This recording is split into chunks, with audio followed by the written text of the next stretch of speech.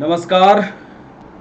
मैं doctor Ramanivas Sharma Raman YouTube channel पर theoretical discussion and MCQ on embryonic development and reproduction लेकर के बच्चों आपके सामने आज का सेशन ये दूसरा सेशन होगा ह्यूमन रिप्रोडक्टिव सिस्टम पर। इसके पहले वाले सेशन को एक दिन पहले हमने आपको पढ़ाया है। अब आज आपने बेहतर ढंग से उसको पढ़ लिया होगा। हमने स्पर्म का निर्माण कैसे होता है, ओवम का निर्माण कैसे होता है, ये सारी प्रक्रिया इसके पहले वाले वीडियो में आपको बता दी है। स्पर्म और ओवा मिलते कहाँ हैं, ये बात हमने आपको बताई कि ये फैलोपियन ट्यूब में मिलते हैं। दोनों मिल करके फिर जायगोट बनाते हैं। जायगोट में विभाजन होता है और वो विभाजन समसूत्री होता है और धीरे धीरे करके ये जायगोट यूटेरस की ओर बढ़ता है।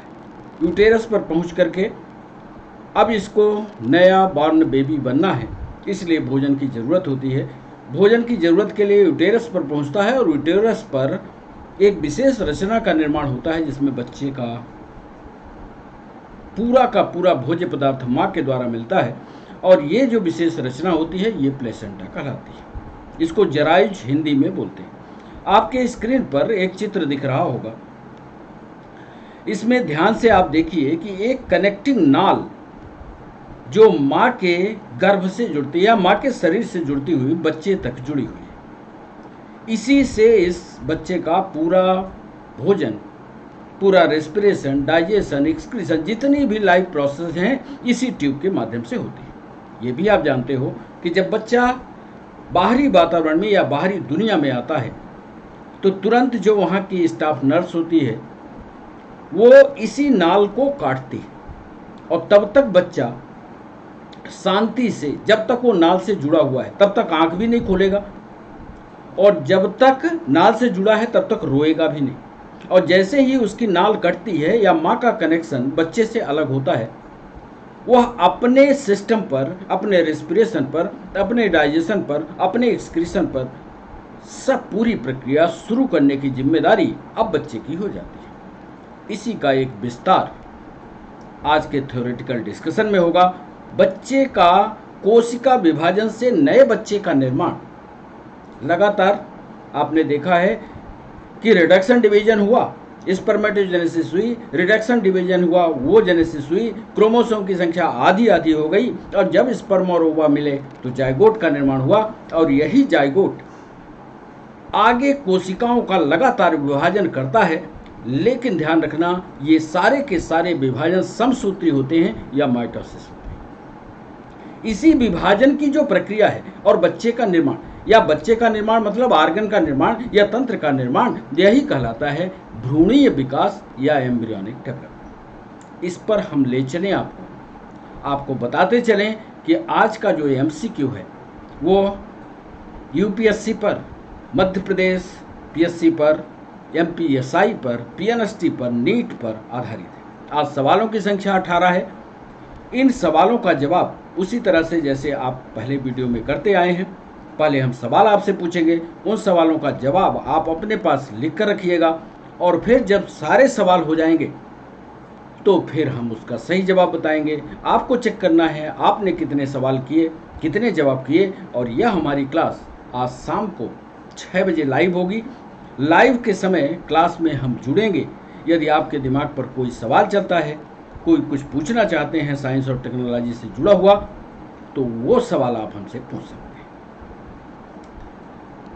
चैनल को सब्सक्राइब करना, चैनल को लाइक करना और चैनल को आगे बढ़ाना, 5 मिनट बढ़ाना, ये आपकी जिम्मेदारी है। जितना जल्दी 5 मिनट बढ़ जाएगा उतनी जल्दी हम आपके साथ लाइव रूप से जुड़ पाएंगे, जिस तरह से अनअकैडमी पर क्लास लेते हैं। तो इसी सेशन को शुरुआत करते हुए theoretical discussion and MCQ on embryonic development का पहले थ्योरेटिकल पार्ट आपको समझाते हैं। थ्योरेटिकल पार्ट को समझाते समय पहले तो हम थ्योरी लिख देंगे, फिर इसके बाद चित्रों के द्वारा आपको समझा देंगे और फिर सवालों की श्रृंखला को या एमसीक्यू सेशन को शुरू करें। तो आइए सबसे पहले क्या हुआ फैलोपियन ट्यूब में, यहीं से शुरुआत करते हैं। पहला पॉइंट लिखते हैं और सभी एक कॉम्पिटिटिव पॉइंट है, इनको समझने की कोशिश करिए। ओवम से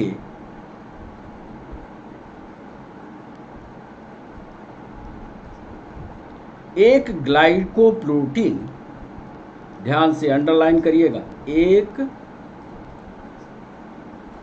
ग्लाइकोप्रोटीन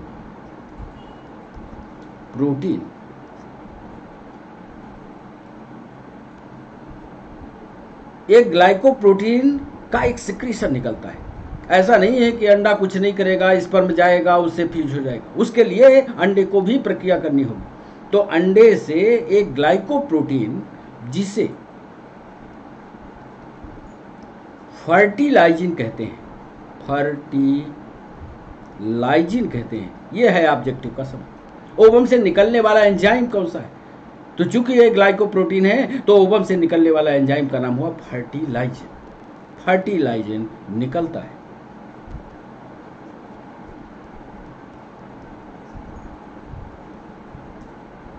तथा अब ऐसा नहीं है कि सिर्फ ओवम जो है फर्टिलाइजिन निकाल करके शांत हो जाएगा, इसी बीच में अब इसको स्पर्म से मिलना है। तो स्पर्म क्या करेगा? दोनों ऑब्जेक्टिव के यूपीएससी में पूछे गए सवाल है, ग्लाइकोप्रोटीन है, फर्टिलाइजिन है। एक बार ये सवाल पूछा था कि फर्टिलाइजिन और एंटी फर्टिलाइजिन है क्या? फैट है, प्रोटीन है, कार्बोहाइड्रेट है। तो याद रखिएगा ये एक प्रकार की प्रोटीन है। ओवम से निकलने वाला ये जो एंजाइम है वो फर्टिलाइजिन है। फर्टिलाइजिन निकलता है तथा स्पर्म से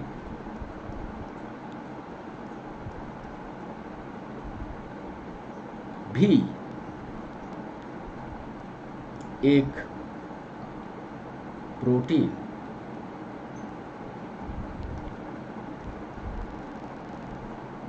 निकलता है, एक प्रोटीन निकलता है जिसे अंडरलाइन करिएगा, जिसे एंटी फर्टिलाइजिन कहते हैं।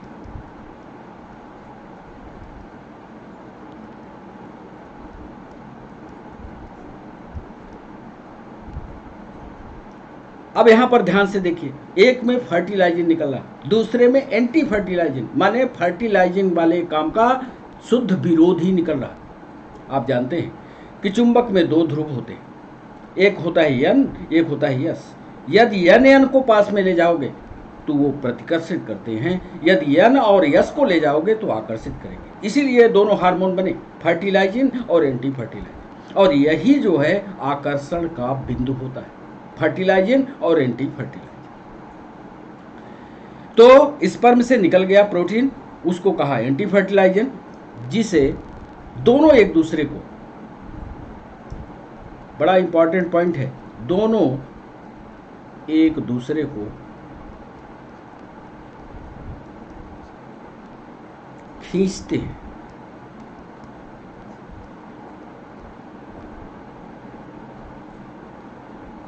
और खींच लिया फर्टिलाइजिन एंटी फर्टिलाइजिन, क्योंकि उल्टा था, खींच लिया, खींचते हैं। और स्पर्म का हेड वाला हिस्सा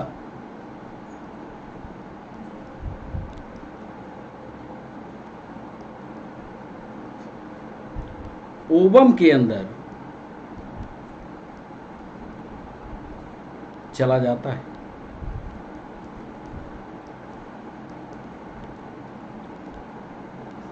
ये वाला हिस्सा ओवम के अंदर चला गया। अब ये दोनों न्यूक्लियस, आपको याद है ओवम का एक न्यूक्लियस होगा जो हैप्लॉइड है, और स्पर्म का एक न्यूक्लियस पहुंच गया जो हैप्लॉइड है, दोनों आपस में मिल जाते हैं। अब यहां पर शब्द का उपयोग करेंगे कि स्पर्म और ओवम के न्यूक्लियस का फ्यूजन। हेड वाला हिस्सा चला जाता है तथा दोनों केंद्रक मिलकर जायगोट का निर्माण करते हैं।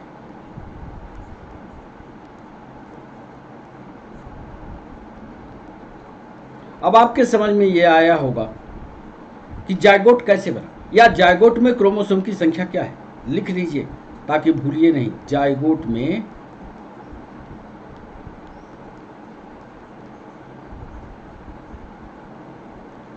क्रोमोसोम 2x होगा। अब आप समझ गए होंगे क्यों 2x होगा, क्योंकि मेल का x आया और फीमेल का x आया, दोनों मिल गए तो 2x बन गया, यानी डिप्लॉयड बन गया। तो ये भी सवाल ऑब्जेक्टिव में पूछा जा सकता है कि स्पर्मेटोजेनेसिस की प्रक्रिया द्वारा जो है अप्लाइड हुई रचनाएं हैं, या वो जेनेसिस की प्रक्रिया द्वारा जो है अप्लाइड हुई संरचनाएं हैं, गैमीट्स हैं, ये आपस में फ्यूज होकर के डिप्लॉयड की रचना करते हैं, जायगोट बन गया। अब ये दोनों प्रक्रियाएं अभी कहाँ हुई हैं? फैलोपियन ट्यूब में हुई हैं, क्योंकि हमने कई बार आपसे कहा है कि ये प्रक्रिया, फर्टिलाइजेशन की प्रक्रिया, ये फैलोपियन ट्यूब में होती है। और स्पर्म को वेजिना में डालना, ये प्रक्रिया कापुलेशन कहलाती है, जिसको हिंदी में मैथुन कहते हैं। ये फर्टिलाइजेशन नहीं है। फर्टिलाइजेशन और कापुलेशन में अंतर समझ के रखिएगा। कापुलेशन अलग है, फर्टिलाइजेशन अलग है। फर्टिलाइजेशन बॉडी के, महिला के बॉडी के अंदर होता है। कापुलेशन मेल और फीमेल का जब मिलन होता है उस समय स्पर्म वेजिना में छोड़ा जाता है। That is this process is called कापुलेशन। चलिए 2x हो गया। अब दूसरी महत्वपूर्ण बात जिस पर नीट में बहुत सारे सवाल पूछे गए, भ्रूणीय विकास या एम्ब्रियोनिक डेवलपमेंट।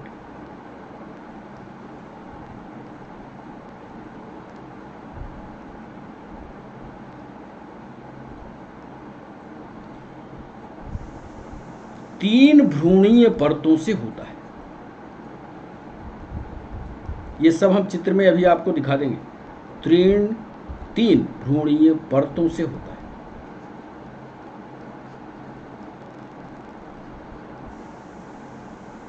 अब वो परतें कौन कौन सी, ये आपको बता दें।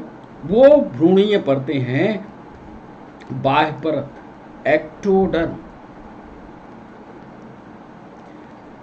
एक परत होती है मीजोडर्म, बीच वाली, और एक परत होती है एंडोडर्म। अब यही पूरे शरीर की रचना, तीनों परतें मिलकर के पूरे शरीर की रचना करेंगे। जिस दिन इसका पहला रिप्रोडक्शन का पहला वीडियो हमने रिलीज किया था, उस दिन एक बच्चा कमेंट बॉक्स में पूछ रहा था कि सर ये बताइए कि कौन सा अंग पहले बनता है बच्चे का।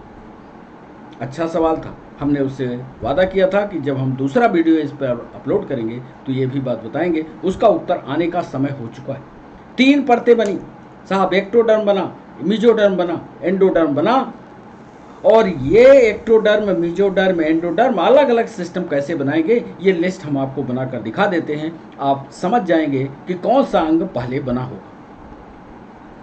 चलिए तीनों लिख देते हैं। पहले लिख रहे हैं, ध्यान से देखिए, एक्टोडर्म। अब बोलो साहब एक्टोडर्म से क्या बनता है, बाह्य परत से क्या बनेगा? तो बाल बनेगा बच्चे का, नाखून बनेगा। याद कर लेना, ये सारे ऑब्जेक्टिव पूछे जाते हैं। मुख की परत बनेगी, मुख नहीं, मुख की परत, ये जो श्लेष्मा लगी होती है दोनों तरफ, मुख की परत बनेगी। इसके अलावा दांत का सबसे कठोर भाग, इनेमल बनेगा। ये पूछा गया सवाल है नीट में। इसके अलावा क्या बनेगा? एक बार टीएनएसटी ने पूछा है कि आंख का लेंस किस स्तर से बनता है, एक्टोडर्म से, मेजोडर्म से, एंडोडर्म से। अब चूंकि आपने गहराई में नहीं पढ़ा होगा तो शायद ये जवाब आपसे बने। हम आपको बता देते हैं कि आंख का लेंस एक्टोडर्म से बनता है।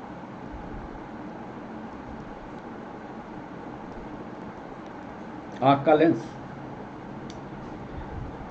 एमपीएसआई में पूछा था कि इंटरनल ईयर किससे बनता है, एक्टोडर्म से, मेजोडर्म से, एंडोडर्म से। उसका भी जवाब आंतरिक कर्ण जिसको कहते हो, ये सब एक्टोडर्म से बनता है। तो याद कर लेना, सभी पर ऑब्जेक्टिव बनेगी। और सोच रहे हो कि सरल सवाल आपसे पूछेगा, कभी नहीं पूछेगा। बाल बनाना हो एक्टोडर्म, नाखून बनाना हो एक्टोडर्म, मुख की परत बनाना हो एक्टोडर्म, दांत का इनेमल या सबसे ठोस भाग बनाना हो तो एक्टोडर्म, आंख का लेंस बनाना हो एक्टोडर्म, आंतरिक कर्ण इंटरनल ईयर बनाना हो तो एक्टोडर्म। चलिए, मीजोडर्म की ओर बढ़ें उसके पहले एक पॉइंट और इसमें जोड़ दें। एक्टोडर्म में एक्टोडर्म न्यूरल ट्यूब बनाता है, समझ लीजिएगा। न्यूरल ट्यूब का मतलब है सीधा सीधा ब्रेन, सीधा सीधा ब्रेन। और सबसे पहले यही फंक्शन शुरू करता है। तो जो उस बच्चे ने सवाल पूछा था कि सर ये बताइए कि कौन सा अंग पहले बनना शुरू होगा, तो किसी बच्चे में सबसे पहले एक्टोडर्म से न्यूरल ट्यूब का यानी ब्रेन का विकास शुरू होता है। खोपड़ी बनेगी किससे? एक्टोडर्म से। अब चलिए मेजोडर्म की बात करें, इसीलिए इसको अलग लिखा है। और ये सबसे पहले विकसित होता है, सबसे पहला अंग ब्रेन का ही बनता है, यानी न्यूरल ट्यूब यदि ऑप्शन में है तो आप न्यूरल ट्यूब ऑप्शन करिए। मेजोडर्म की बात करें कि साहब मेजोडर्म से क्या क्या बनेगा, तो मेजोडर्म से एक तो वर्टिब्रल कॉलम बनेगा,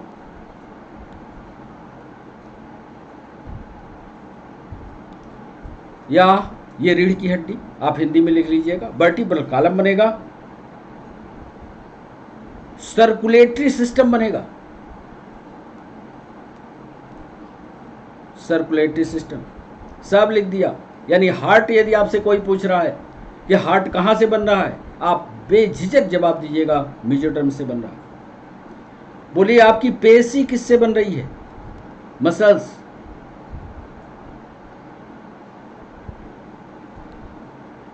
ताकत पूर्ण हिस्सा कौन बना रहा है? मसल्स। पेशियां कौन बना रहा? मेजोडर्म बना रहा। आपका रिप्रोडक्टिव सिस्टम कौन बना रहा? मेजोडर्म। याद होना चाहिए बच्चों। आपका किडनी और यूरिन वाला हिस्सा कौन बना रहा है? किडनी का निर्माता कौन है? यानी यूरिनो जेनाइटल सिस्टम।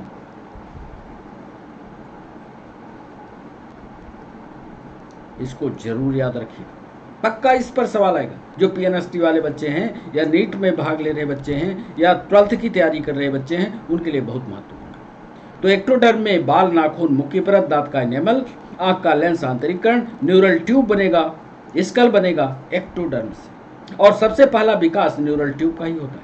मेजोडर्म में vertebral column, circulatory system, muscles, reproductive system, urinogenital system. अब बोले साहब एक परत तो आपने बताई नहीं है, एंडोडर्म वाली। एंडोडर्म से क्या बनेगा? तो एंडोडर्म से आपका श्वसन तंत्र बनेगा, रेस्पिरेटरी सिस्टम बनेगा। फेफड़े का निर्माण एंडोडर्म से होता है। आपका डाइजेस्टिव सिस्टम किससे बनेगा? पाचन तंत्र। एक सवाल पूछा गया कि आपके फेरिक्स का निर्माण किससे होगा? एक्टोड से, मेजोड से, एंडो से? आपका जवाब, अरे भैया डाइजेस्टिव सिस्टम का ही पार्ट तो फेरिक्स है, तो फेरिक्स एंडोडर्म से बनेगा। इसके अलावा एक सवाल और पूछा गया कि थायराइड ग्लैंड किससे बनती है? थायराइड ग्लैंड को बनाने वाला एंडोडर्म है। पैराथायराइड को कौन बनाएगा? एंडोडर्म। एक सवाल यूपीएससी ने पूछा कि मनुष्य के शरीर में लीवर और पैनक्रियाज पाए जाते हैं, इनका निर्माण किससे होता है? बाह्य चर्म से, मध्य चर्म से या अंतः चर्म से? आपका जवाब नहीं पढ़ा हो, पढ़िए इसको। जब तक आप साइंस और टेक्नोलॉजी को गहराई से नहीं पढ़ेंगे तो जवाब नहीं बनेंगे। यहां भी लिखिएगा कि एंडोडर्म से लीवर और पैनक्रियाज का निर्माण होता है।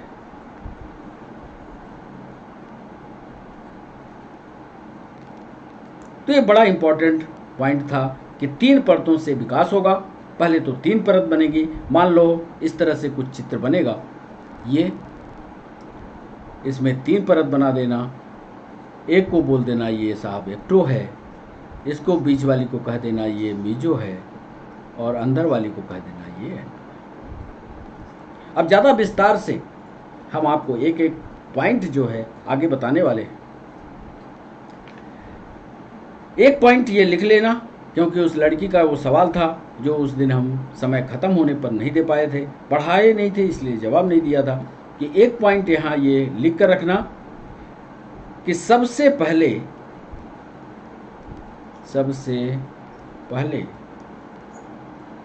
मानव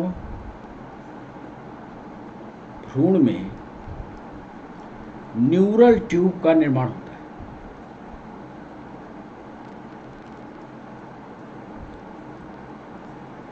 एक पॉइंट ये ऑब्जेक्टिव। पहला न्यूरल ट्यूब। न्यूरल ट्यूब का मतलब ब्रेन, खोपड़ी, स्कल, ये सब। एक हार्मोन बनता है। अब ये बच्चा धीरे धीरे यूटेरस में विकसित हो गया। अगला ऑब्जेक्टिव पूछा कि बच्चे के विकास के लिए कौन कौन से, या बच्चे को जन्म देने के लिए कौन कौन से हार्मोन्स चाहिए, इस पर भी सवाल था। तो आप लिखिएगा कि ऑक्सीटोसिन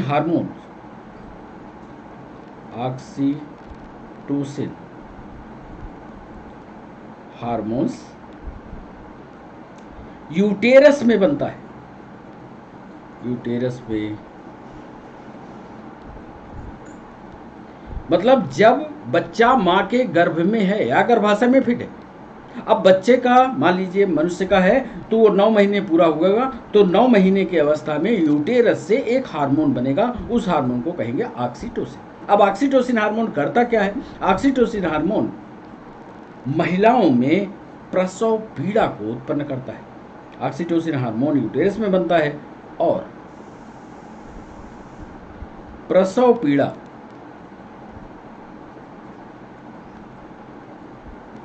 के लिए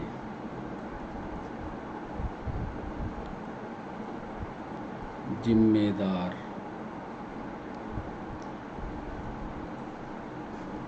बोले, इससे प्रसव पीड़ा शुरू हो जाएगी उस महिला में।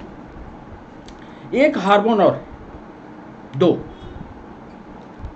एक हार्मोन है रिलैक्सिन, इस पर भी ऑब्जेक्टिव पूछे गए।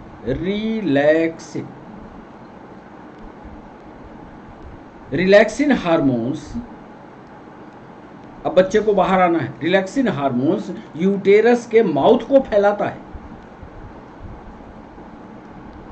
यूटेरस के माउथ को फैलाता है, जिससे आसानी होती है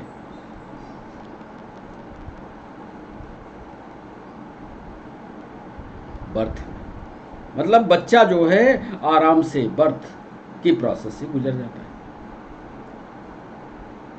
अब एक सवाल और था जिसको अब यहाँ जगह नहीं है, यहाँ लिखे देते हैं, आप ध्यान रखिएगा, इस पॉइंट को जरूर याद रखिएगा।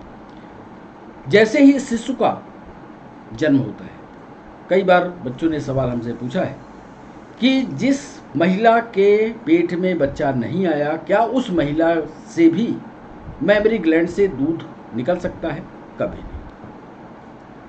जैसे ही शिशु का जन्म होता है, महिला के मेमरी ग्लैंड में दूध का निर्माण शुरू होता है। जैसे ही शिशु बाहर आएगा, जैसे ही यूटेरस से बाहर आया, तुरंत हार्मोनल रिएक्शन होता है और महिला के मेमरी ग्लैंड से दूध का उत्पादन शुरू होता है। ये भी लिखिएगा, आफ्टर बर्थ या जन्म के बाद मेमरी ग्लैंड में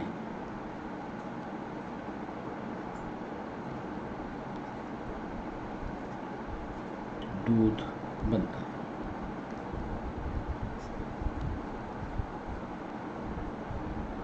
और इसके लिए 2 हार्मोन जरूरी हैं, दोनों ऑब्जेक्टिव में पूछे, पीएससी में भी पूछा है, यूपीएससी, पीएनएसटी, नीट दोनों में पूछा है। बोले वो कौन से हार्मोन है? एक हार्मोन कहलाता है प्रोलैक्टिन और एक हार्मोन कहलाता है ऑक्सीटोसिन। ये दोनों ऑक्सीटोसिन अभी यहाँ भी ऑक्सीटोसिन हमने लिखा है। ऑक्सीटोसिन हार्मोन्स माउथ बढ़ाएगा यूटेरस का, जिससे बच्चा बर्थ से बाहर निकल जाए। दूसरा काम भी करता है, मैमरी ग्लैंड में दूध का उत्पादन। तो याद रखिएगा, जन्म के बाद मैमरी ग्लैंड में दूध बनेगा, उसके लिए प्रोलैक्टिन और ऑक्सीटोसिन 2 हार्मोन जिम्मेदार। एक पॉइंट महत्वपूर्ण पॉइंट और बता दें, आपने गांव में सुना होगा कि जो महिला बच्चे को जन्म दे देती है और जैसे ही उसका जो पहला दूध निकलता है, उस पहले दूध को गांव में लोग फेंकते थे। आज हम बताने वाले हैं कि जो आप पहला दूध फेंकते हो, उससे कितने सारे प्रोटेक्टिव एंजाइम्स जो बच्चे के लिए जरूरी हैं, उसको खोते हो। कभी नहीं फेंकना चाहिए। वही लिखने वाले हैं, शिशु के जन्म के बाद, लिख लीजिए, शिशु के जन्म के बाद प्रथम दूध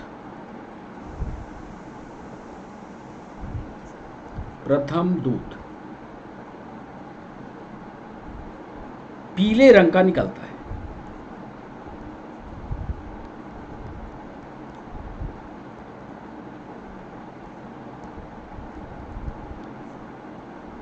अब ये पीले रंग का जो दूध निकलता है, क्या उसको जानते हो, क्या बोलते हैं उसको?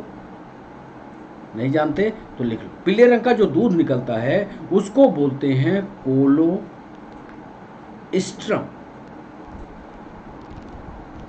कोलोस्ट्रम नामक जो पीला भाग निकलता है, पहला दूध होता है माँ का, बर्थ के बाद जस्ट निकलता है। यदि कोलोस्ट्रम बच्चे को दे दिया जाए तो जो बच्चे की रोग प्रतिरोधक क्षमता है वो पूरे जीवन भर, जब तक बच्चा जिंदा है तब तक उसके काम आएगी। इसलिए बच्चों ध्यान रखना, जिस माँ को बच्चा पैदा हो उसका पहला दूध उस बच्चे को या कोलोस्ट्रम को जरूर पिलाया जाए। प्रथम रंग का निकलता है, कोलोस्ट्रम कहलाता है, तथा यह प्रतिरक्षी होता है।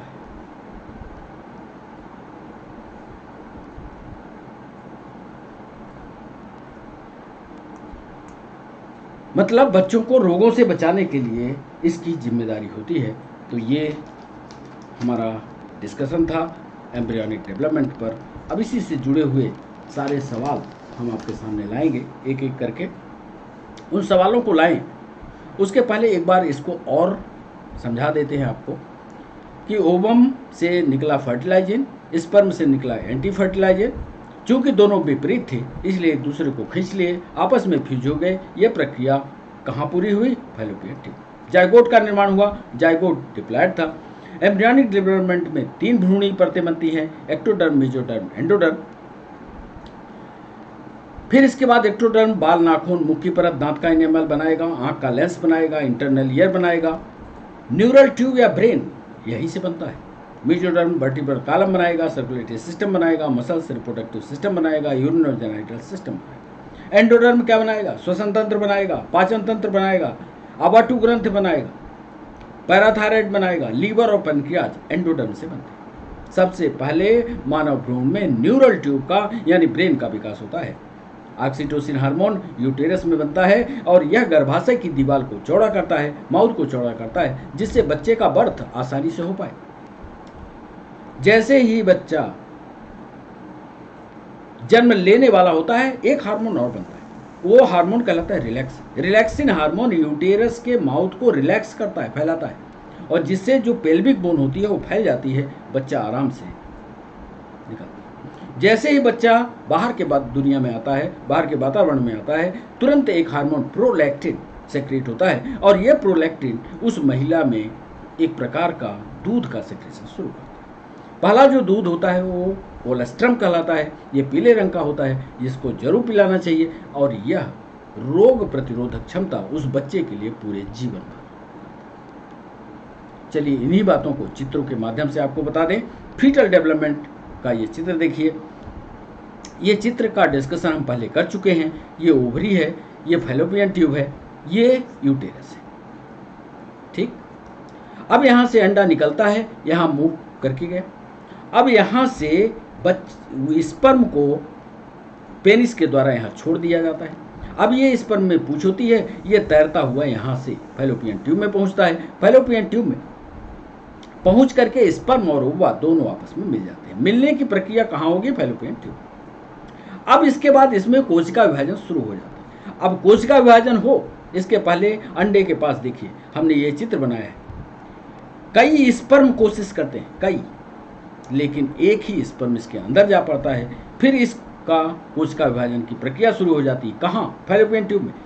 पहले 2 कोशिका बनेगी, फिर 4 कोशिका बनेगी, फिर 8 कोशिका, फिर 16, और जब 16 कोशिका बन जाती है तो आपको याद होगा पहले वीडियो में हमने बताया था कि वो ब्लास्टोसिस्ट बन जाता है। और ये ब्लास्टोसिस्ट गेंद जैसा होता है, और यह गेंद जैसी रचना अब गर्भाशय में जाकर के, यूटेरस में जाकर के फिक्स हो जाती है। यहाँ आ गई। अब यहाँ जब फिक्स होती है तो एक विशेष रचना बनती है, वो कहलाती है प्लेसेंटा, या इसको जरायुज बोलते हैं।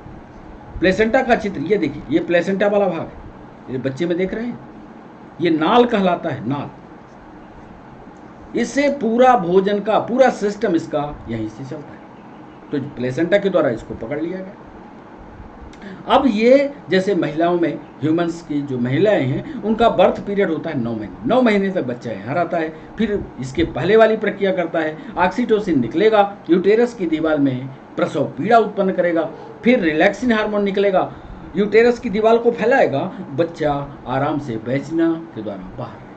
और जैसे ही बच्चा बाहर के वातावरण में आएगा वैसे ही प्रोलैक्टिन हार्मोन एक्टिवेट हो जाएगा और एक प्रकार का कोलेस्ट्रम नामक पहला दूध उत्पन्न करता है। यह एंटीबायोटिक होता है। अब यहाँ पर देखिए इन सारे चित्रों में ये ब्लास्टोसिस्ट बना, देख रहे हैं। अब ये ब्लास्टोसिस्ट इस तरह से विकास शुरू करता है। ध्यान से देखिए जरा, फीटस 25वें वीक में, 25वें हफ्ते में सबसे पहले ये डंडे जैसी रचना, ये देख रहे हैं, ये यहाँ पर जो विकसित हो रहा है इसको देखिए, यहाँ पर देखिए जो विकसित हो रहा है इसको देखिए। और कुल मिलाकर के इस चित्र को 25वें वीक में यहाँ, 40 वीक में यहाँ, 20 वीक में यहाँ, 10 वीक में यहाँ, और 9 महीने बाद उसकी संरचना कुछ ऐसी हो जाती है। ज़्यादा विस्तार से समझने की ज़रूरत नहीं है, जो ऑब्जेक्टिव पॉइंट है उनको पकड़ने की ज़रूरत है। इसमें देखिए हमने किया है, ये 2 सेल्ड स्टेज है, वो सारी व्यवस्थाएं इसमें दिखा दिया। 2, फिर देखिए 4, फिर 8, फिर 16। 16 सेल की अवस्था। नीट ने सवाल पूछा था 16 सेल्ड स्टेज क्या कहलाती है? याद रखना, 16 सेल्ड स्टेज मारुला कहलाती है, मारुला, याद कर लेना। मारुला के बाद ब्लास्टुला बनता है। लगातार विभाजन होते जाते हैं, 70 से 100 सेल बन जाते हैं, और ये कहलाता है ये वाला ब्लास्टोसिस्ट। अब ब्लास्टोसिस्ट जब यूटेरस में पहुंचता है तो इसका वहाँ पर फिक्स हो जाता है। जब ये फिक्स हो जाता है तो आगे की प्रक्रिया, जिसको आप मेंसेस कहते हो, मंथली सर्कुलेशन या पीरियड जिसको कहते हैं, ये पीरियड रुक जाएगा जब तक बच्चा बाहर नहीं आएगा, यानी अंडे बनने की प्रक्रिया रुक जाएगी। तो ये ब्लास्टोसिस्ट फिक्स हो जाता है मादा के गर्भाशय में। ये देखिए एम्ब्रियोनिक डेवलपमेंट। एम्ब्रियोनिक डेवलपमेंट में जब उस बच्चे ने सवाल पूछा था कि पहला अंग कौन बनता है, तो ये देख लीजिए, पहला विकास। पहला विकास है जो ये दिखा रहा है, पहला विकास है, ये याद करे रहे। पहला विकास, पहले विकास में ब्रेन का हिस्सा बन गया, देख रहे हो, ये पहला विकास है। फोर ब्रेन का बनना, मिड ब्रेन का बनना और हाइंड ब्रेन का बनना। तीसरा ही हफ्ता गुजरा, क्योंकि यहाँ तक तो कोशिका विभाजन दिख रहा है चित्र में। पहले स्टेप में देखो, पहले स्टेप में सिर्फ कोशिकाओं का विभाजन दिख रहा है, लेकिन दूसरा स्टेप हमने बना दिया है 3 से 8 वीक का जो समय होता है, 3 से 8, 3 to 8 वीक, इतने में बच्चे का दिमाग बन जाता है।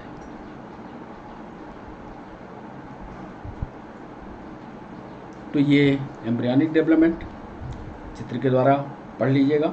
अब सीधा सीधा हम सवालों की ओर चलें, क्योंकि 18 सवाल अभी हमको आपसे पूछने हैं। तो आइए MCQ सेशन में बिल्कुल तैयारी कर लीजिए। आपको हमने पूरी थ्योरी एम्ब्रियोनिक डेवलपमेंट की जितनी कॉम्पिटिटिव पॉइंट के लिए ज़रूरी है वो सारी चीज़ें हमने आपको बता दी है। अब बारी है आपकी, कितने सवालों का जवाब आप कर पाते हैं ये देखना है। तो आए सवाल की ओर।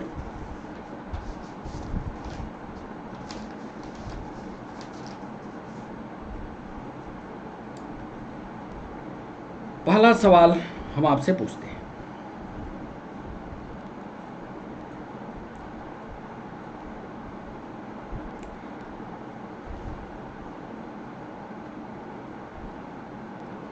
स्पर्म यानी शुक्राणु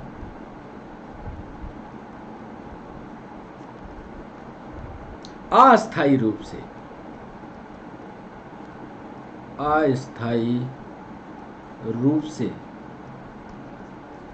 रखे जाते हैं। पीएनएसटी का सवाल है, स्पर्म अस्थायी रूप से रखे जाते हैं। पहले कह रहे हैं, ऑप्शन देखिएगा, अधिवृषण,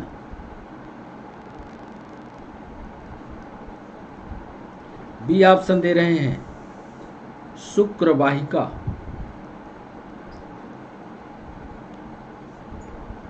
सी ऑप्शन दे रहे हैं मूत्राशय, डी ऑप्शन दे रहे हैं वास इफेरेंस। अंग्रेजी में इनको लिख लीजिए इपीडायडाइमिस, वास डिफरेंस, यूरिनरी ब्लैडर। तो पहला सवाल हमने पूछा है, सोचना पड़ेगा। यदि आपने पहले वाले वीडियो की थ्योरी अच्छी तरह से पढ़ी होगी तभी ये जवाब बनेगा। स्पर्म अस्थायी रूप से रखे जाते हैं। क्या वो एपिडायडाइमिस है, क्या वास डिफरेंस है, क्या वो मूत्राशय है, क्या वो वास डिफरेंस है। दूसरा सवाल आपसे पूछे, पुरुष में या मेल में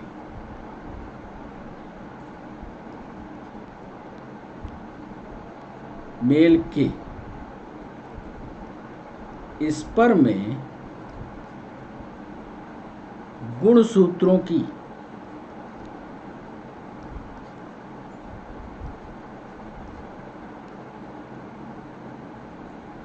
संख्या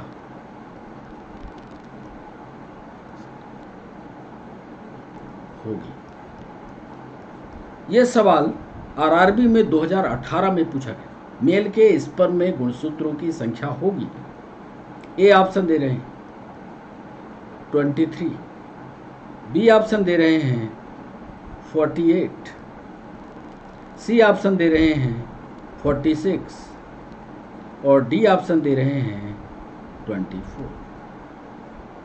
मेल के स्पर्म में गुणसूत्रों की संख्या कितनी होगी आपको बताना है। 23 होगी, 48 होगी, 46 होगी या 24 होगी। आरआरबी 2018 में सवाल पूछा गया। तीसरा सवाल, नर प्रजनन तंत्र, नर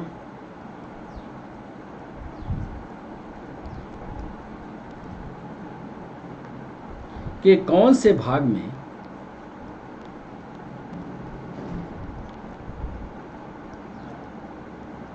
मेल रिप्रोडक्टिव सिस्टम, यूपीएससी का सवाल, नर प्रजनन तंत्र के कौन से भाग में आनुवांशिक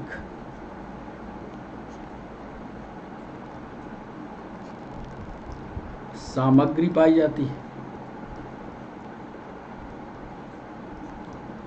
इंग्लिश मीडियम वाले बच्चे सुन लें कि male reproductive system, which part of male reproductive system have genetic material. फिर से सुन लीजिए, which part of male reproductive system have genetic material. UPSC में सवाल पूछा गया और इसके बाद आरआरबी में भी पूछा है। क्या वो भाग अंडकोश है? बी ऑप्शन दे रहे हैं, क्या वो भाग स्पर्म है? सी ऑप्शन दे रहे हैं, क्या वो भाग यूरेटर है? और डी ऑप्शन दे रहे हैं, क्या वो भाग प्रोस्टेट है?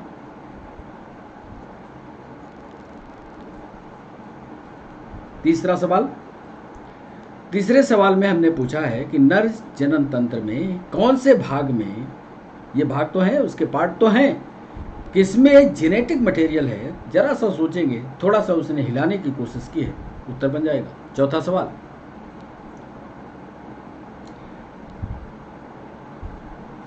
मानव में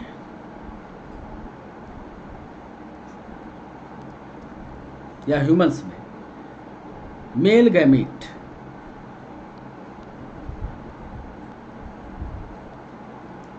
मतलब नर युग्मक निम्न में से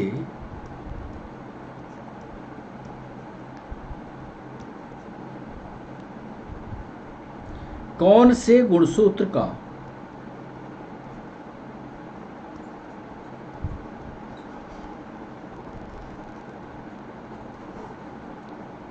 वाहक होता है?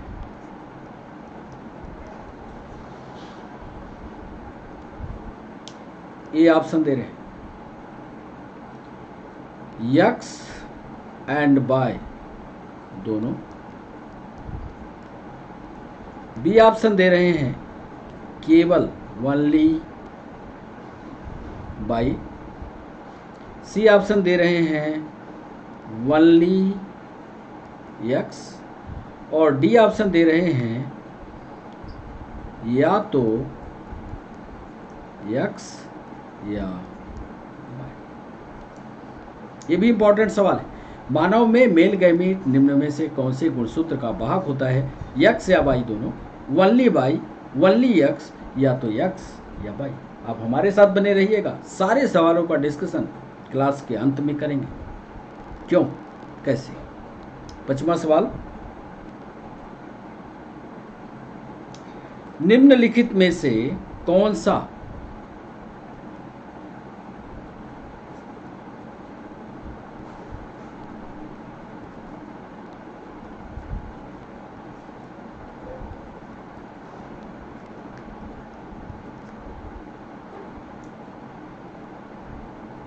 फीमेल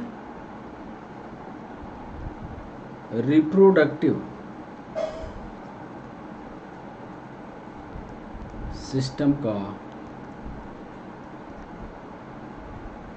निम्न में से कौन सा फीमेल रिप्रोडक्टिव सिस्टम का हिस्सा नहीं है? यदि आपने फीमेल रिप्रोडक्टिव सिस्टम को बेहतर ढंग से पढ़ा होगा तो जवाब बनेगा, पहला ऑप्शन दे रहे हैं आपको, क्या वो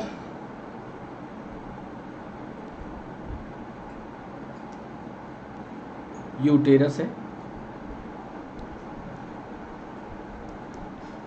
क्या वो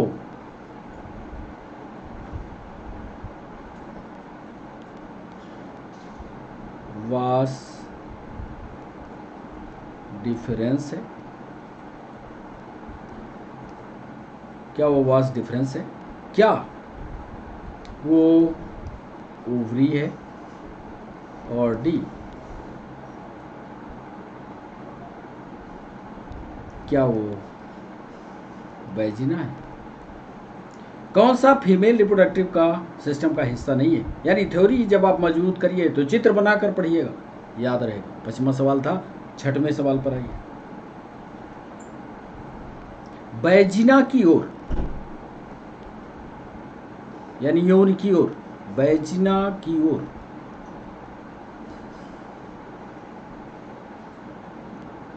जाती है, क्या जाती है साहब? वैजिना की ओर क्या जाती है? ए, यूटेरस, बी,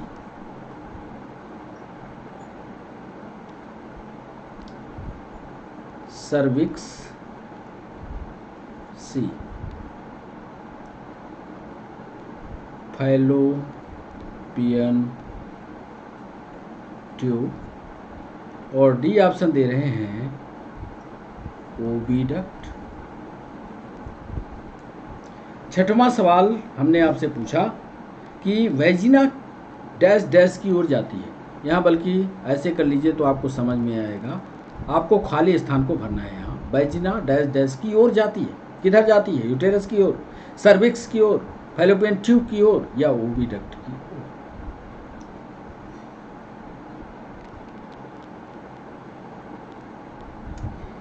अगला सवाल है 7वां सवाल,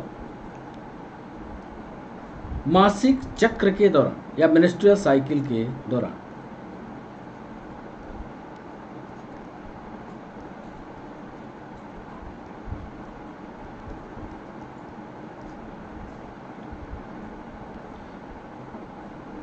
महिलाओं में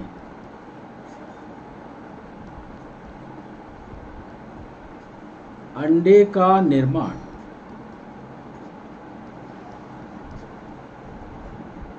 सामान्यतः होता है।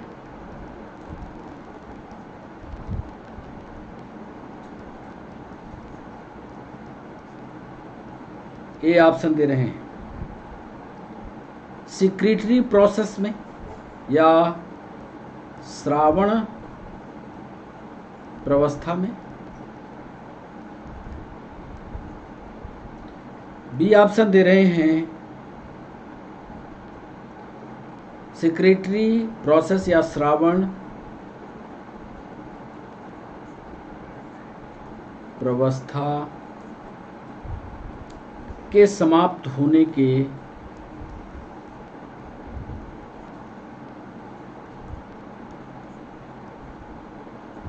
तुरंत पहले।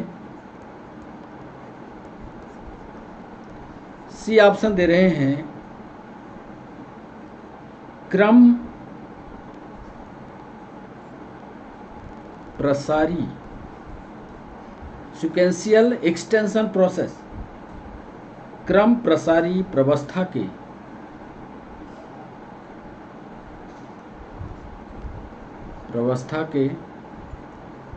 प्रारंभ में। और डी ऑप्शन दे रहे हैं क्रम प्रसारी, नीट का सवाल है, क्रम प्रसारी प्रवस्था के अंत में। मासिक चक्र के दौरान, मेंस्ट्रुअल साइकिल के दौरान अंडे का निर्माण सामान्यतः किसमें होता है? थोड़ा सा गंभीर सवाल, नीट का सवाल करने की कोशिश कीजिए। 8वां सवाल, एक मासिक धर्म चक्र के दौरान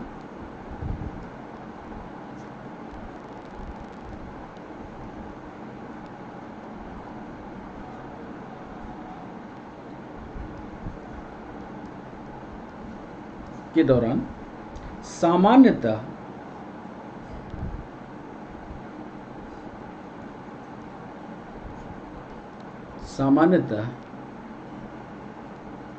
एक मेंस्ट्रुअल साइकिल के दौरान सामान्यतः बनने वाले अंडों की संख्या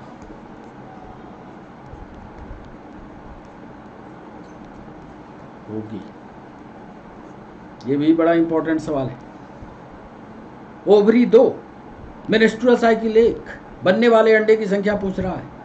एक मेंस्ट्रुअल साइकिल के दौरान सामान्यतः बनने वाले अंडों की संख्या ए में बताना 3, बी में बताना 2, सी में बताना 1 और डी में बताना 4।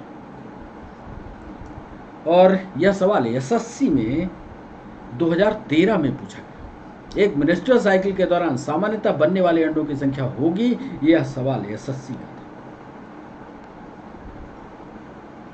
9वां सवाल, फीमेल ओवम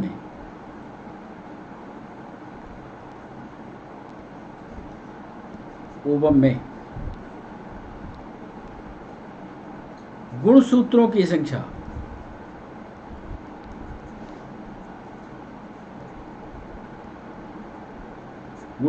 संख्या होगी।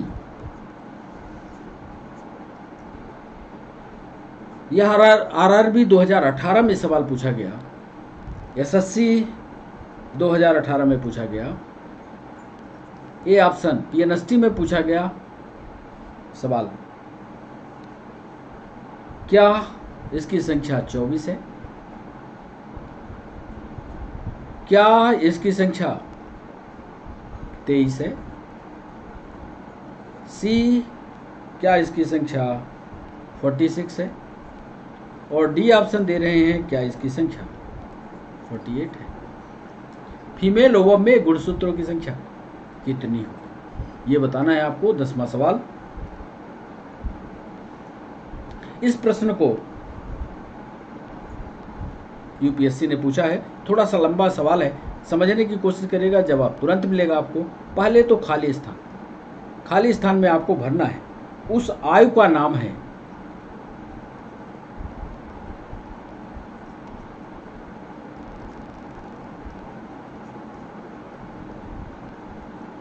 जिसके दौरान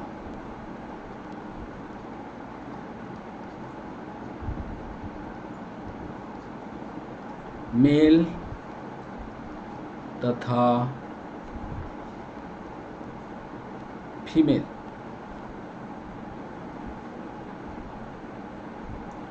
रिप्रोडक्टिव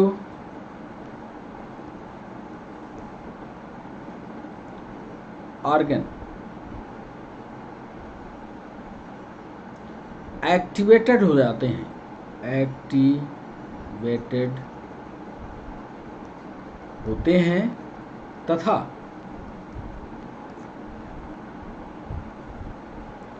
सेक्स हार्मोन का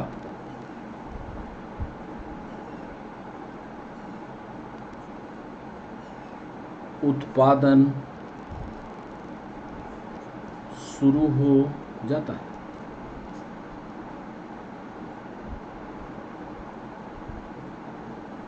और मानव यौन क्रियाओं के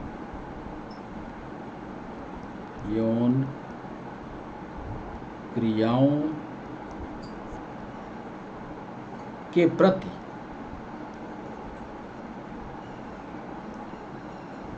मैच्योर हो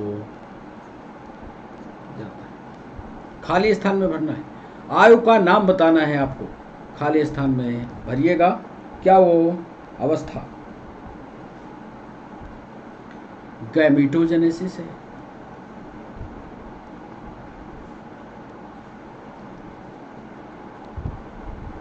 क्या वो अवस्था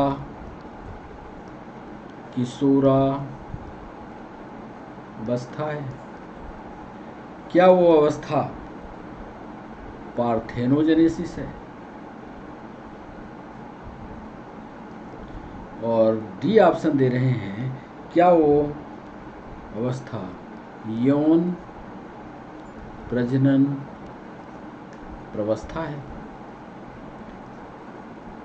देखिए, यूपीएससी वाले जब सवाल पूछते हैं तो उनके जो ऑप्शन होते हैं उत्तर के काफ़ी करीब होते हैं। सोच समझकर जवाब करिएगा। क्या वो प्रक्रिया गैमेटोजेनेसिस है? क्या वो किशोरावस्था है? क्या पार्थेनोजेनेसिस है? क्या यौन प्रजनन प्रवस्था है? आइए 11वें सवाल पर।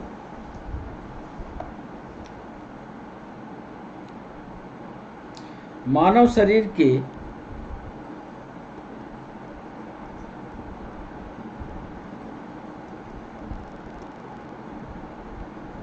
निम्नलिखित भागों में से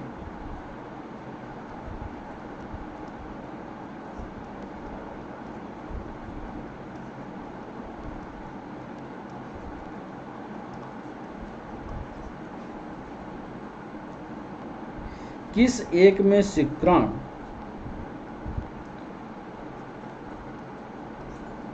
किस एक में स्पर्म ओवा से फर्टिलाइज होता है?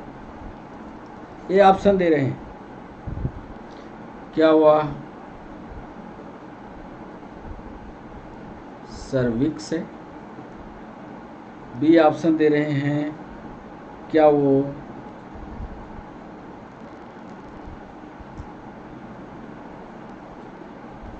डिम्ब वाहिनी है। सी ऑप्शन दे रहे हैं, क्या वो लोअर पार्ट ऑफ यूटेरस है। और डी ऑप्शन दे रहे हैं, क्या वह अपर पार्ट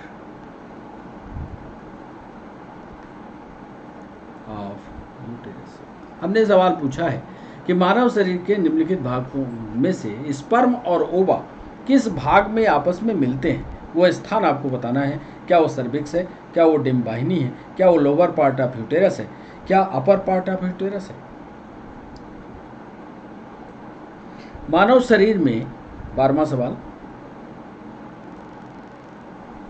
मानव शरीर में उर्वरीकरण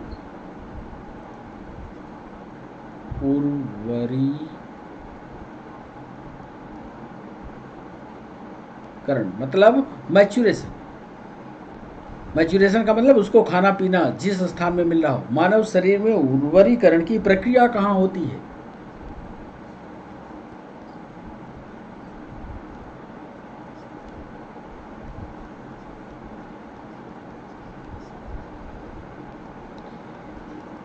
ए ऑप्शन दे रहे हैं, क्या वो स्थान यूटेरस है यानी गर्भाशय है। बी ऑप्शन दे रहे हैं, क्या वो ओवरी है, क्या वो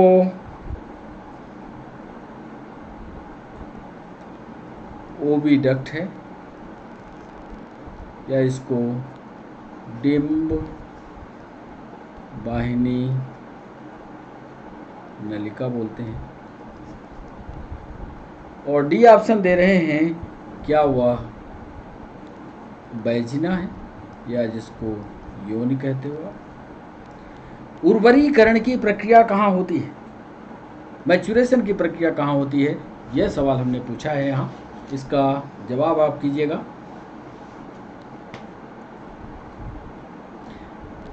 तेरहवां सवाल,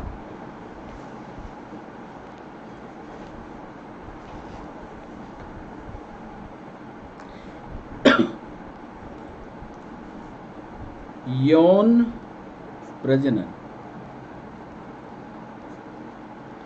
के दौरान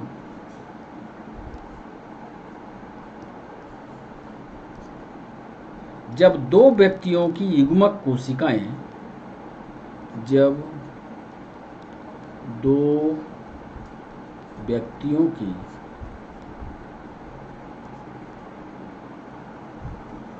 गैमीटोसाइट्स युग्मक कोशिकाएं संयोजित होती हैं, फ्यूज होती हैं, संयोजित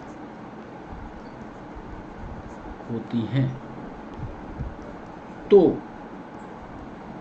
बनता है आरआरबी 2018 का ही सवाल। ए, क्या वो जायगोट है। बी, क्या वो एग है। सी, क्या वो एंडोस्पर्म है। और डी ऑप्शन दे रहे हैं, क्या वो एम्ब्रियो है। यौन प्रजनन से दो गैमेट्स या दो गैमेटोसाइट आपस में मिल रही है, बनने वाली रचना आपको बताना है। 14वां सवाल, शुक्राणु को सीधे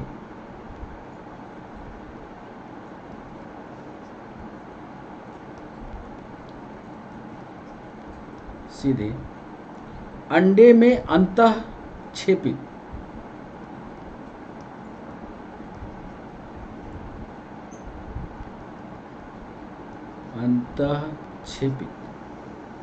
करने की अत्यधिक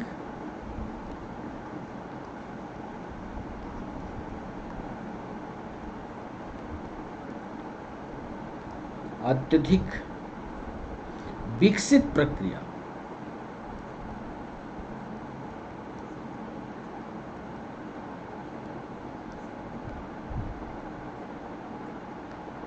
क्या कहलाती है?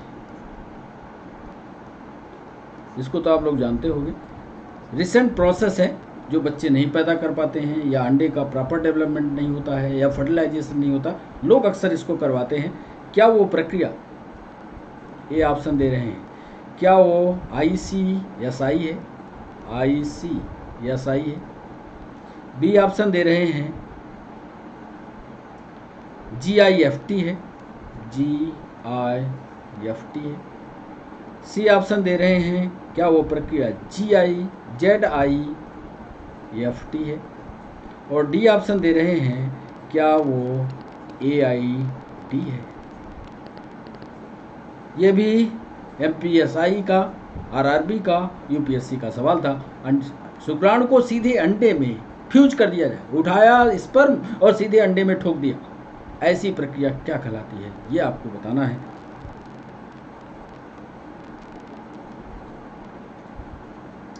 पंद्रहवां सवाल, प्रोजेस्टेरॉन हार्मोन का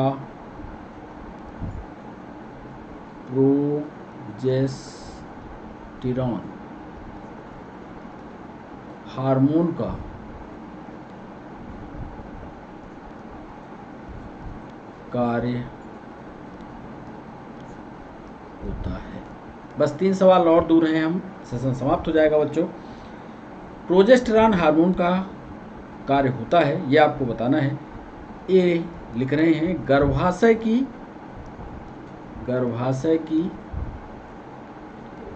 दीवार को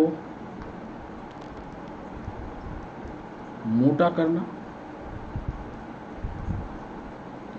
बी ऑप्शन दे रहे हैं, गर्भाशय की दीवार में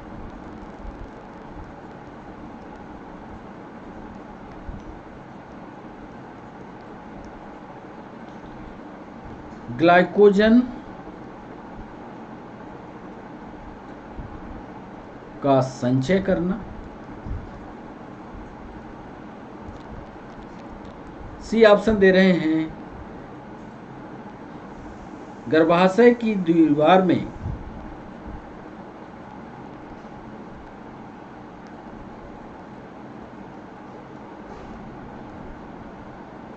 रुधिर की या ब्लड की मात्रा को बढ़ाना। और डी ऑप्शन दे रहे हैं, उपरोक्त सभी। सोच समझकर जवाब कीजिएगा। प्रोजेस्टेरॉन हार्मोन का कार्य क्या होता है? गर्भाशय की दीवार को मोटा करना, गर्भाशय की दीवार में ग्लाइकोजन का संचय करना, गर्भाशय की दीवार में ब्लड की मात्रा को बढ़ाना, या उपरोक्त सभी। 16वें सवाल पर आइए। डैश डैश डैश, खाली स्थान छोड़ा, लिखा में मांसपेशियां। RRB 2017 का सवाल, मांसपेशियों के लयबद्ध, CGL में पूछा गया, लयबद्ध संकुचन के परिणाम स्वरूप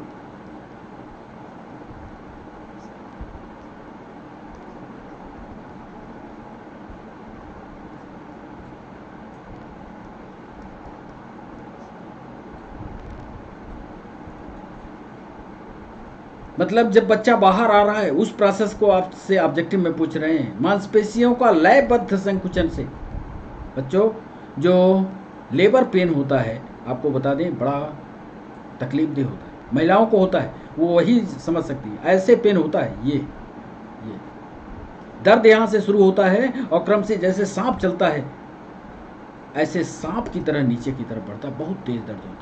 उसी पर यह सवाल में मांसपेशियों के लयबद्ध संकुचन के परिणाम स्वरूप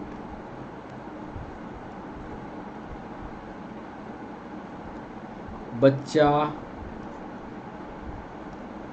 पैदा होता है। उस अंग का नाम बताना है। कहाँ की मांसपेशियां लयबद्ध क्रमिक रूप से वो सिकुड़ रही हैं, आपको बताना है। सही ऑप्शन, क्या वो वैजिना है। बी ऑप्शन बताना है, क्या वो फैलोपियन ट्यूब है, या इसी को डिंब वाहिनी भी कहते हैं। सी ऑप्शन दे रहे हैं क्या वो सर्विक्स है, और डी ऑप्शन दे रहे हैं क्या वो यूटेरस है। डैश डैश डैश में गर्भाशय की लयबद्ध संकुचन के परिणाम स्वरूप बच्चा पैदा होगा, वैजिना, फैलोपियन ट्यूब, सर्विक्स या यूटेरस। 17वां सवाल, माँ के शरीर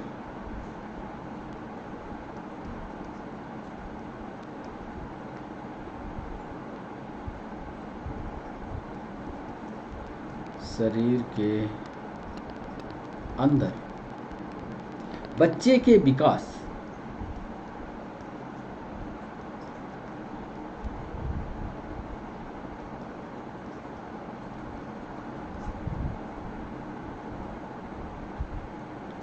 ये ह्यूमन के केस की बात कर रहे हैं, ह्यूमन केस हो। माँ के शरीर के अंदर बच्चे के विकास में लगभग कितने महीने लगते हैं? 7। बी ऑप्शन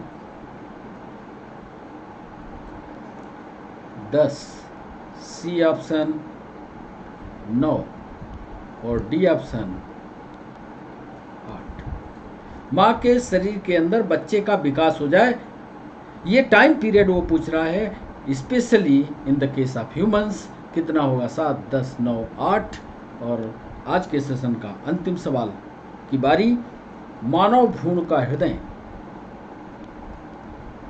ह्यूमन का जो एम्ब्रियो बन रहा है उसके हार्ट की बात कर रहे हैं। मानव भ्रूण का हार्ट कब स्पंदन करने लगता है? कब स्पंदन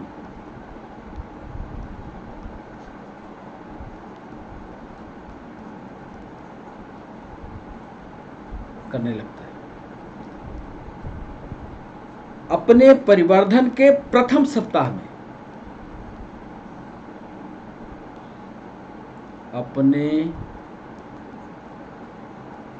परिवर्धन यानी डेवलपमेंट के पहले सप्ताह में। कब जान आती है बच्चे में? कुल मिलाकर के ये सवाल पूछ रहे हैं। दूसरा कह रहे हैं अपने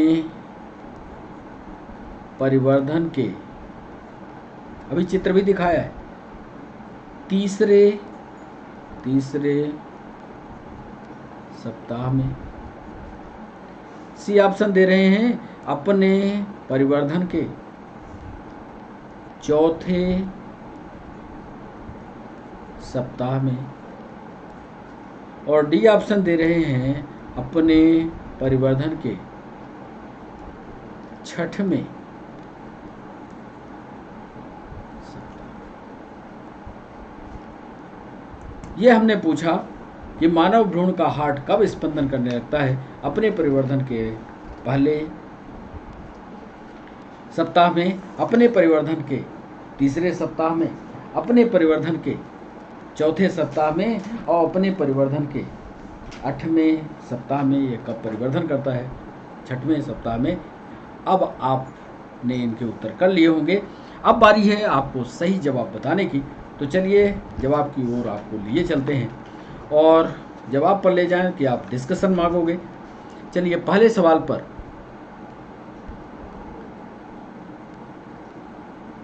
पहला सवाल जो हमने पूछा था कि स्पर्म अस्थायी रूप से कहाँ रखे जाते हैं। पहला सवाल जो हमने पूछा था उस पर हमने आपको चित्र भी बताया था। याद करिए, ये टेस्टिस बनाई थी, टेस्टिस से एक ट्यूब निकाली थी, ये मोटी सी ट्यूब थी ऐसा, फिर आगे जाकर के ये पतली हो गई थी और ये वास डिफरेंस बन गई थी। ये जो रचना थी वो थी एपिडायडाइमिस। इसी एपिडायडाइमिस में इसका पोषण हुआ था। तो इसका सही जवाब होगा एपिडाइडाइमिस, यानी स्पर्म अस्थायी रूप से रखे जाते हैं। क्यों रखे जाते हैं? इनमें परिपक्वन हो जाए, इनमें ताकत आ जाए, ताकि ये ऊपर की जो चढ़ाई है वास डिफरेंस की, इसको चढ़ पाए। इसलिए पहला पॉइंट ये पहला सवाल। दूसरा सवाल था मनुष्य के स्पर्म में गुणसूत्रों की संख्या होगी।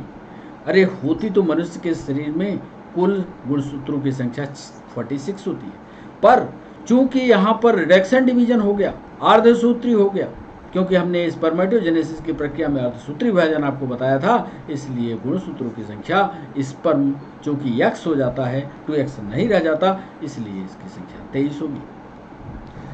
तीसरा सवाल था नर प्रजनन तंत्र के कौन से भाग में अनुवांशिक सामग्री पाई जाती है? अरे तो जेनेटिक मटेरियल अंडकोश में थोड़ी होगा, स्क्रोटल सैक के अंदर मिलेगा क्या?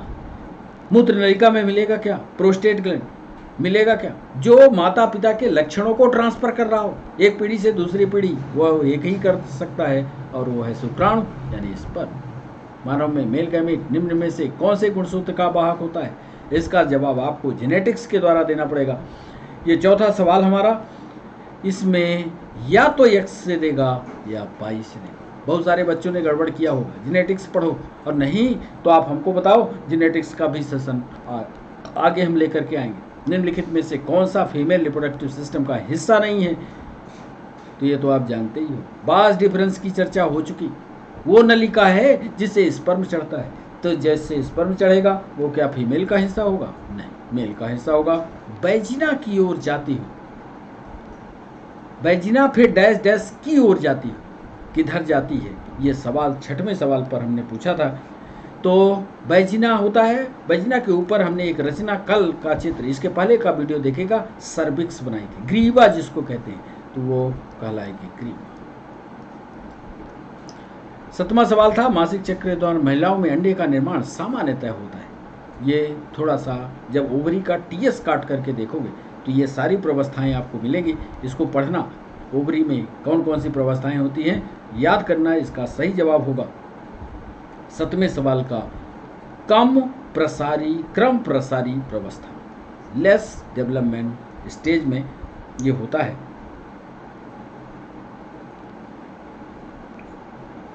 क्रम प्रसारी प्रवस्था में। 8वां सवाल था एक मेंस्ट्रुअल साइकिल के दौरान सामान्यतः बनने वाले अंडों की संख्या कितनी होगी? 8वां सवाल था। 8वें सवाल का सही जवाब होगा 1। देखो ओवरी 2 होती है, लेकिन पहले मेंस्ट्रुअल साइकिल में एक ओवरी काम करती है, एक अंडा बनाती है, दूसरी काम नहीं करती, दूसरी रुकी रहती है। उस 28 दिन के पीरियड में दूसरी रुकी रहती है, फिर जब अगला 28 दिन आता है तो जो कर चुकी होती है वो रुक जाती है, फिर दूसरा करती है। तो कुल मिलाकर के अंडे का निर्माण एक ही होगा, ये ध्यान रखना। फीमेल ओवम में गुणसूत्रों की संख्या कितनी होगी? ये तो वही सवाल है जो इसके पहले हमने आपसे पूछा, 9वां सवाल, और इसका सही जवाब होगा 23, क्योंकि ये भी हैप्लाइड हो जाता है, वो जेनेसिस की प्रक्रिया करके हैप्लाइड संरचना में कन्वर्ट हो जाता है। उस आयु का नाम बताइए जिसके दौरान यूपीएससी का सवाल मेल तथा फीमेल रिप्रोडक्टिव ऑर्गन एक्टिवेटेड होते हैं तथा सेक्स हार्मोन्स का उत्पादन शुरू हो जाता है, मानव यौन क्रियाओं के प्रति मैच्योर हो जाता है। 10वां सवाल, तो ये अवस्था कहलाती है किशोरावस्था। यही अवस्था कहलाती है जब बच्चों के बिगड़ने के चांस होते हैं, इसलिए बन जाओ मेरे बच्चों, पढ़ लो, जिंदगी सवर जाएगी। तो 10वां सवाल। 11वां सवाल, मानव शरीर के निम्नलिखित भागों में से किस एक में स्पर्म ओवा से फर्टिलाइज होता है? ओवा स्पर्म से एक ही तो पार्ट है जिसको कहते हैं, 11वां सवाल, डिम्ब वाहिनी, या इसको बोलते हैं फैलोपियन। ठीक है। 12वां सवाल, मानव शरीर में उर्वरीकरण की प्रक्रिया कहाँ होती है? 12वां सवाल, उर्वरीकरण का मतलब है मैच्योरेशन ऑफ ओवम। उर्वरता किस में होती है? जैसे जमीन से हम लोग बीज डालते हैं, पौधा निकलता है, तो भूमि की उर्वरता कहलाती है। तो कहाँ निकला? पेड़ कहाँ से जन्म लिया? भूमि से लिया। इसी तरह से अंडा कहाँ से जन्म लिया? तो ये होगा अंडा से या ओवरी। थोड़ा सा गहराई वाले सवाल हैं, करने की कोशिश करिएगा, क्योंकि परीक्षा में इसी तरह के सवाल आते हैं। इसी तरह के सवालों से आपकी मुलाकात होगी।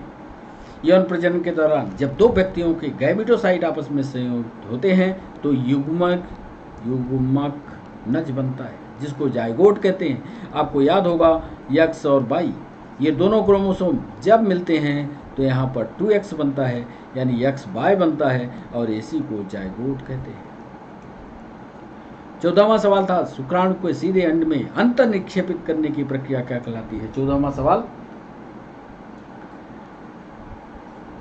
सवाल को हम चाह रहे हैं कि थोड़ा आपको विस्तार से बताएं, पर समय ज़्यादा हो गया। शुक्राणु से सीधे अंडे में अंतर निक्षेपित करने की अत्यधिक विकसित प्रक्रिया कहलाती है ICSI।